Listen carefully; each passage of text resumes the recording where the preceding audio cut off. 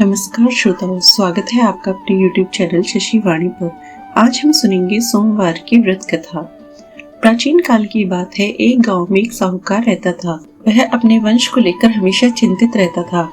वह भगवान शिव को प्रसन्न करने के लिए सोमवार का व्रत रखता था और व्रत के दौरान भगवान शिव पार्वती जी की पूजा किया करता था। साहूकार की पूजा अर्चना को देखकर एक दिन माता पार्वती ने भगवान शिव से कहा कि हे प्रभु, ये साहूकार आपका परम भक्त है, प्रति सोमवार को विधि विधान से आपकी पूजा करता है। मुझे लगता है कि आपको इसकी मनोकामना पूर्ण करनी चाहिए। शिवजी ने पार्वती जी की बात को सुनकर कहा, गौरी, यह संसारिक कर्म क्षेत्र है। जैसा एक किसान अपने खेत में बीज बोता है तो कुछ समय बाद उसे पेड़ मिलता है, उसी तरह इस संसार में इंसान जैसे कर्म करता है उसे उसका फल वैसा ही मिलता है। भगवान शिव बोले कि इसके कर्मों में कोई संतान सुख नहीं है, लेकिन माता पार्वती ने भोले भंडारी से दोबारा आग्रह किया और कहा कि हे नाथ, फिर भी आप इसकी मनोकामना पूर्ण कर दीजिए। माता पार्वती के इतना आग्रह करने पर भगवान शिव ने कहा, यह साहूकार बहुत धनवान है और इसके कोई पुत्र नहीं है, इसलिए यह सदैव चिंतित रहता है, लेकिन इसके भाग्य में संतान योग ही नहीं है। फिर भी मैं तुम्हारे आग्रह करने पर इसे पुत्र रत्न का वरदान देता हूँ, लेकिन इसका पुत्र केवल 12 वर्षों तक ही जीवित रहेगा। शिवजी ने साहूकार को स्वप्न में दर्शन दिए और कहा कि उसको जल्द ही पुत्र रत्न की प्राप्ति होगी, लेकिन उसका पुत्र दीर्घायु नहीं रहेगा, बल्कि वह 12 वर्ष तक ही जीवित रह पाएगा। यह बात सुनकर ना तो साहूकार प्रसन्न हुआ और ना ज्यादा दुखी। साहूकार ने इस बात को सुनकर भी पूजा जारी रखी और कुछ दिनों बाद साहूकार की पत्नी गर्भवती हो गई।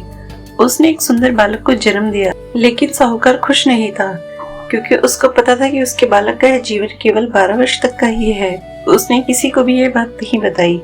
जब बालक 12 वर्ष का हो गया तो साहूकार की पत्नी ने कहा कि अब इसका विवाह कर देना चाहिए, लेकिन साहूकार ने मना कर दिया और उसे शिक्षा के लिए काशी भेजने का मन में सोचा। साहूकार ने बालक के मामा को बुलाया और उसे पैसे देकर काशी जाने का आदेश दिया। फिर साहूकार ने मामा भांजे से कहा कि काशी जाते समय रास्ते में यज्ञ करते हुए ब्राह्मणों को भोजन कराते हुए ही जाना। दोनों मामा भांजे ने ऐसा ही किया। वहाँ का राजा अपनी पुत्री का विवाह ऐसे राजकुमार से करवा रहा था जो कि काना था, यानी उसे एक आंख से नहीं दिखता था। दूल्हे का पिता इस बात से चिंतित था कि अगर दुल्हन पक्ष को यह पता चल गया कि दूल्हा काना है तो राजकुमारी विवाह के लिए मना कर देगी। इसलिए उसने जब साहूकार के पुत्र को देखा तो सोचा कि मैं अपने बालक के स्थान पर तोरण के समय इस बालक को बिठा दूंगा। दुल्हन के पक्ष वालों को पता भी नहीं चलेगा।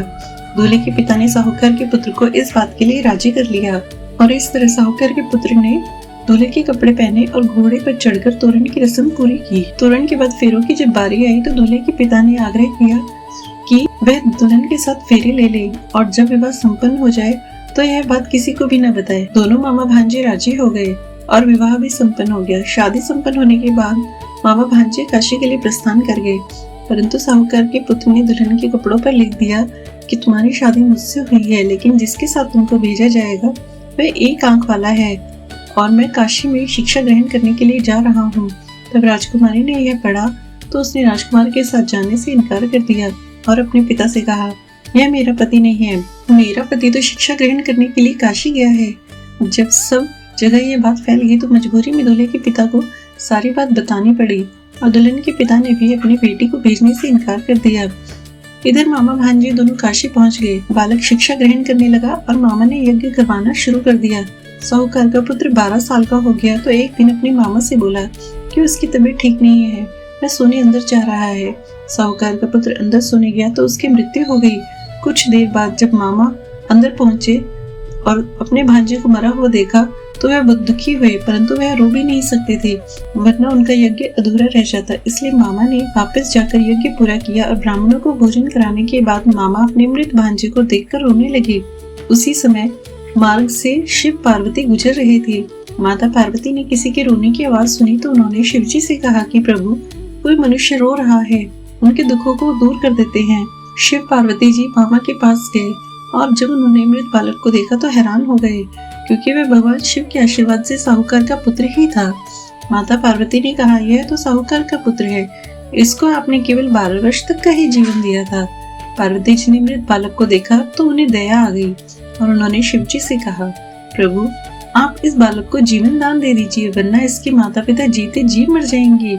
माता पार्वती के आग्रह करने पर शिवजी ने उनकी बात मान ली और उसे जीवन दान दे दिया। साहूकार का पुत्र जीवित हो गया। मामा भांजे अपने घर की ओर प्रस्थान के लिए चल दिए। रास्ते में साहूकार का पुत्र उसी शहर से गुजरा जहाँ उसका विवाह हुआ था। दुल्हन के पिता ने बालक को पहचान लिया और मामा भांजे को लेकर अपने महल में दुल्हन के पिता ने एक समारोह किया और अपनी पुत्री को साहूकार के पुत्र के साथ भेज दिया। जब साहूकार का बालक अपने घर पहुंचा तो उसके माता पिता छत पर बैठे थे और सोच रहे थे कि अगर उनका पुत्र सही सलामत वापस नहीं लौटा तो वे दोनों भी इसी छत से कूदकर अपनी जान दे देंगे। पर उसी समय वहां मामा आ गए और उन्होंने बताया कि उनका पुत्र जीवित है और विवाह करके वापस लौटा है। साहूकार ने अपने बालक को जीवित देखा तो खुशी से उसका स्वागत किया और वह अपना और साहूकार का पूरा परिवार खुशी खुशी अपना जीवन बिताने लगा। जैसे भोलेनाथ ने इस परिवार पर कृपा करी, ऐसी कृपा सभी पर करना। तो श्रोताओं, कैसी लगी आपको आज की यह कथा? ऐसी और कथाओं के लिए हमारे चैनल को सब्सक्राइब जरूर करें। धन्यवाद।